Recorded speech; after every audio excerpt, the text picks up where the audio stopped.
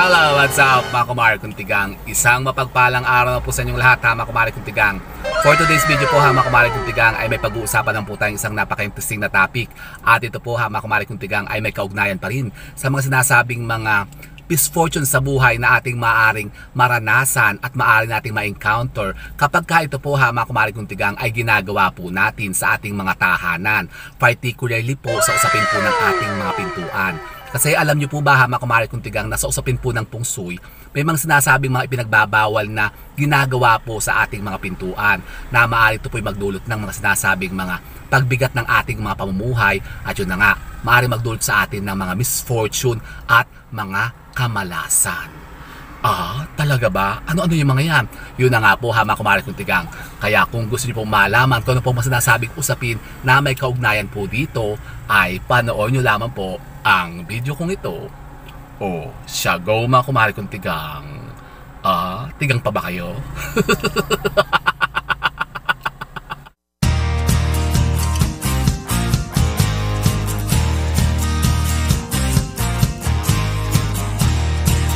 So ayun na nga po ha mga kumare kong tigang, at since nga ngayon po ay tungkol naman po sa ating mga main door o pintuan ng topic natin ngayon sa mga sinasabing kaugnayan po nito ng mga paniniwala ng ating mga matatandang mga inuno o sa Feng Shui na sinasabing may hatid na negativity sa atin kapag ito po ha mga kumare kong tigang ay ginawa po natin.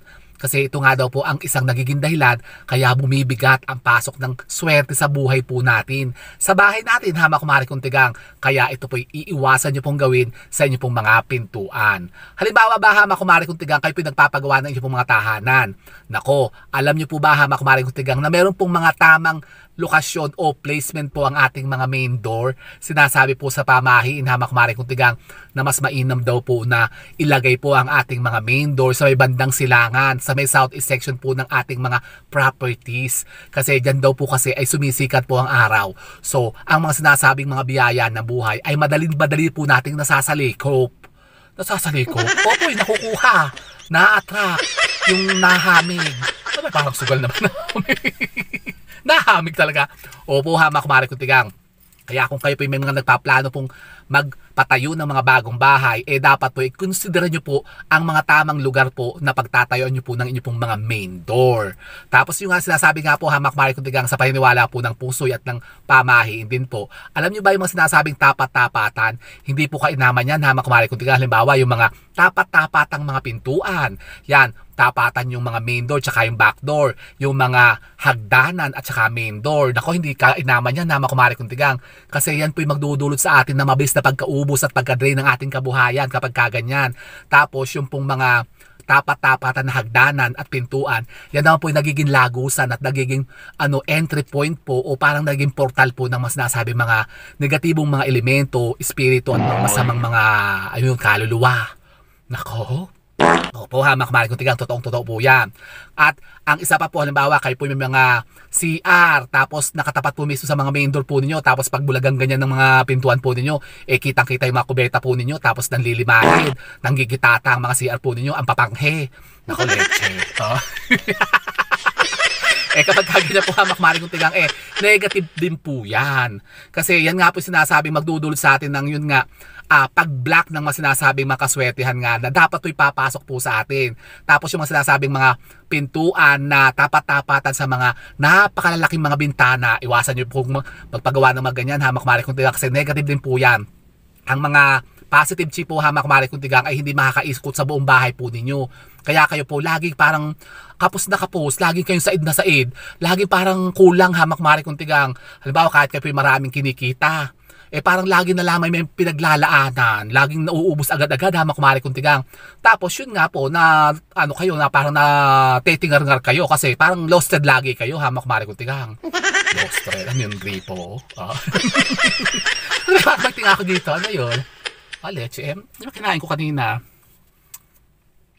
Tapos sa usapin naman po ng Feng Shui ha mga kumare kong tigang, meron mga sinasabi pong mga bagay-bagay po na dapat po ay wag po nating ilalagay o ilulugar po sa ating mga main door. Halimbawa katulad po ng mga iba't iba pong mga kulungan ng hayop.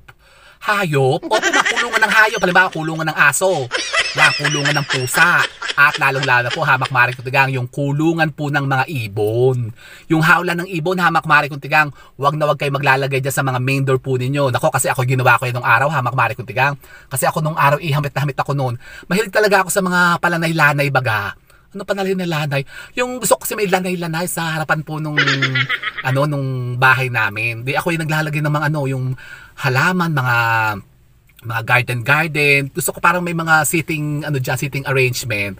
Tapos yun ako nagko-copy sa umaga. Tapos gusto ko kasi parang meron akong mga narinig na mga nagtutweet na mga ibon. Yung umaga, tweet, yung ganun, di ba? Ang sarap na sa tenga, hamak-mari kung tigang kapag ka umaga ikaw babatiin ng mga ibon. Yung ano bang ibon yun? Yung parakit, yung madaldal, yung tuwing umaga hindi pa na sikat ang araw, natututweet na, naghahanap na, parang, yung nang hihingi na ng taglapyok. Talagang nasa ko, puro para matinga po, tinga ako leche. Yun po, hamak-mari ko tigang, naglagay po ako noon sa may main door po namin, kasi, naglagay kasi ako doon ng lana, yung parang terrace baga. Ay nakos, Mariosep, ay talaga naman ako'y nagkandalupog-lupog doon, hamak-mari kong tigang. Tapos yun nga, nakita nga yun ng isang kaibigan ko, sabi, bakit ka naman naglagay dyan ng hawla ng ibon? Bakit dyan mo inilagay? Alam mo, sa likod dyan nilalagay o sa gilid ng bahay. Hindi sarapan ng bahay yan kasi negative yan. Nung ko lang nalaman yun, hamak-mari kong tigang, ako parang baon na sa utang noon. Ako talagang parang, sabi ko, bakit ganito? Parang hina-hina ng business, parang hina-hina ng benta. Tapos parang ako'y nababaon nga sa utang. Tapos yung mga supplier ko nga, lagi akong pinupugigi ng paniningil. Dati-rati naman, ang lakas-lakas naman ng benta ko. Tapos ako'y talagang paldong-paldo. Yung pala ang dahilan, hamak-mari kong tigang, kasi naglagay nga ako ng pagkaganda-ganda bang yung hawla ng ibon na antique mga style. Kasi nabili ko yung antik na hawlang yun parang, magkano yung impaktong yun? Yung pala yung pamalas pa sa akin. Parang nasa 8,000 ata yun. Ang ganda kasi, parang life size baga. Isang buong gano'n na parang bahay ng ibon. Bahay ng ibon. Pero ang ganda ng design. Maganda yung design niya. Makumari ko din. Kasi mahal nga Yun. Tapos, sabi nga nung kaibigan, tanggalin mo nga yan dyan. At yan, nako, malulupog ka dyan. Yun na nga, palupog na nga ako nung panahon na yun. Tapos, nung tinanggal ko nga siya, abay, totoo, hamak-mari ko tigang. Buti na lang, at nakita nga nung kaibigan ko, ako'y nakarecover po ulit. Kaya yan, hamak-mari ko tigang, wag po kayo maglalagay dyan ng mga kulungan ng kung ano-anong mga hayop.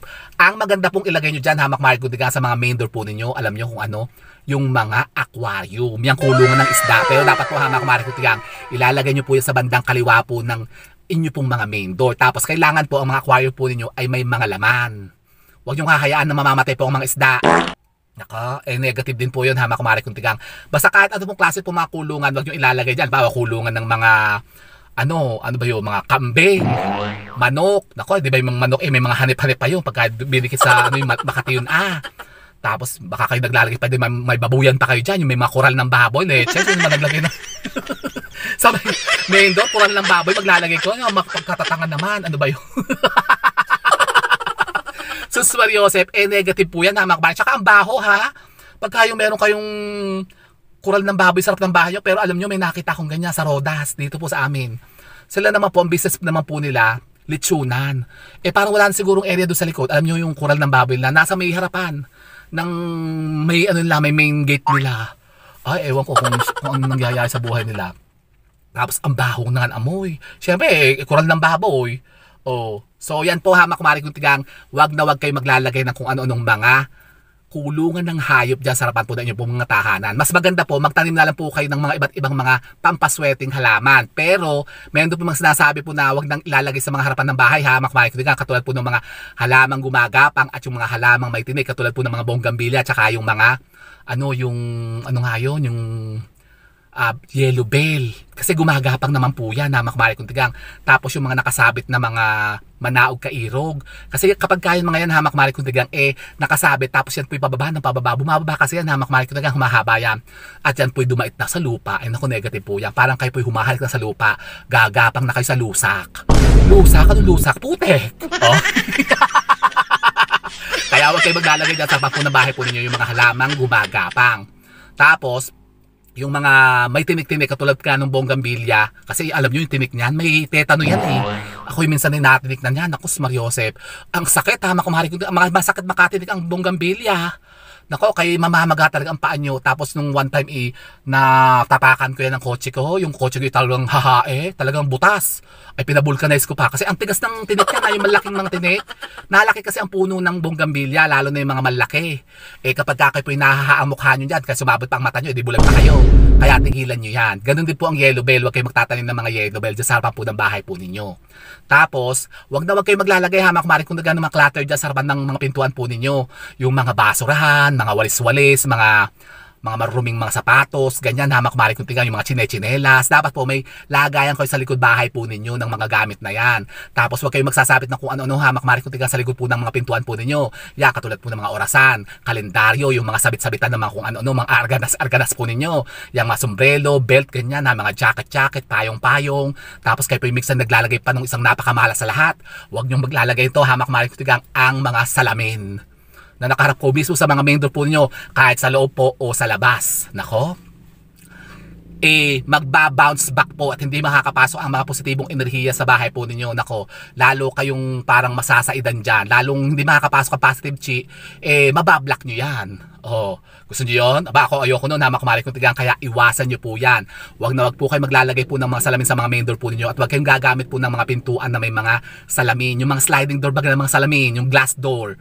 Negative po yan kumari kung tigang. Ang mainam pong mga pintuan na ikakabit po natin sa bahay po natin mga wood, yung mga solid talagang mga wooden doors. Yan, para swerte talaga kumari kung tigang. Diba? At syempre, kailangan lagi po kumari kung tigang ang mga main door po natin malinis, walang kung ano-anong sabit-sabit. At ang mainam po, ilagay na po dyan kumari kung tigang sa mga main door po natin, yung mga pampaswerte, yan, magsabit kayo dyan ng mga dahon ng laurel, yan, mga bawang, luya, tapos maglagay ko sa dalawang yung hamban po ninyo ng asin, baso ng asin. Wag kayo maglalagay ng asin sa pinakababa ng sahig po ninyo kumari kung tigang, kasi pag natunaw yan, negative din po yun, malas din po yun. Yun naman po ang dapat yung ilagay dyan kumari kung tigang sa mga pintuan po nyo. Tapos magsabit kayo ng mga horseshoe at mga wind chime. Maganda po yan. Nakakaakit naman po yun ng mga positive energy ng kaswertihan. Di ba? Gusto nyo? Gusto ko yun kumari kung tigang. So, subukan nyo po yan kumari kung tigang. Wag nyo pong gagawin yung mga sinasabing mga bawal na ginagawa sa ating mga main door. Maglagay na lang po kayo ng mga pampaswerte para kayo po talagang swerte, hindi naman. Di ba? So, yun po kumari kung tigang. Kaya subukan nyo po yan. Hindi nyo susubukan. Subukan nyo para malaman nyo po kumari kung tigang kung ano po maaaring maidulot itong pagbabago sa mga buhay po ninyo. Para swerte na kayo kumari kung tigang. And so with that mga kumari kung tigang, keep safe and God bless. Thank you for watching, and don't forget to subscribe my channel. I know you like it. And don't forget to brush your teeth. Bye mga kumari kung tigang. Ako, alam nyo mga kumari kung tigang, ako'y tawa lang ng tawa, pero basta ba ang pakiramdam ko, para ako'y nilalagnat. Ang sama ng pakiramdam ko, ang init ng ko. Nilalagnat ako. Kasi parang napaka-gloomy ng pakiramdam ko ngayon. Kasi alam niyo po ba, ngayon yung 3rd year death anniversary ni Direk Melvin. Ganito po, September 12 siya nung namatay, umaga. Talaga nalulungkot nga po ako parang namimiss ko siya. Pero okay lang, talagang ganun wala tayong magagawa. Kaya parang kanina pa ako, talagang parang nilalagnat ang pakiramdam ko. Kaya ako yung lumabas nga, parang ako'y tatrakasuhin Yan talagang parang ako nagluluha-luha. Kasi yun nga, naalala ko nga si Direk Melvin. Siya sige na po kumari kung tigang. Basta't kayo po gawin nyo po yan, yung mga sinasabing mapampaswerte at yung mga malas, tanggalin nyo yan sa inyo po mga main door kumari kung tigang, para swertihin na tayo. Di ba ga? Dahil kumari kung tigang. Ano kayong malamon? Nagugutom na naman ako leche. Ano ba yan? Makakain kaya muna ng Andito naman po kasi ko sa sa landingan ng gobyerno ng Pilipinas dito sa Kaharian ng Encantadia dito sa UPLB. Parang gusto ko dito muna magpahilahilahod kasi kaya lang parang nilalagnat nga ako sama ng pakiramdam ko. Ay nako. Sige na, makmalik tikat, ako'y lalayas muna.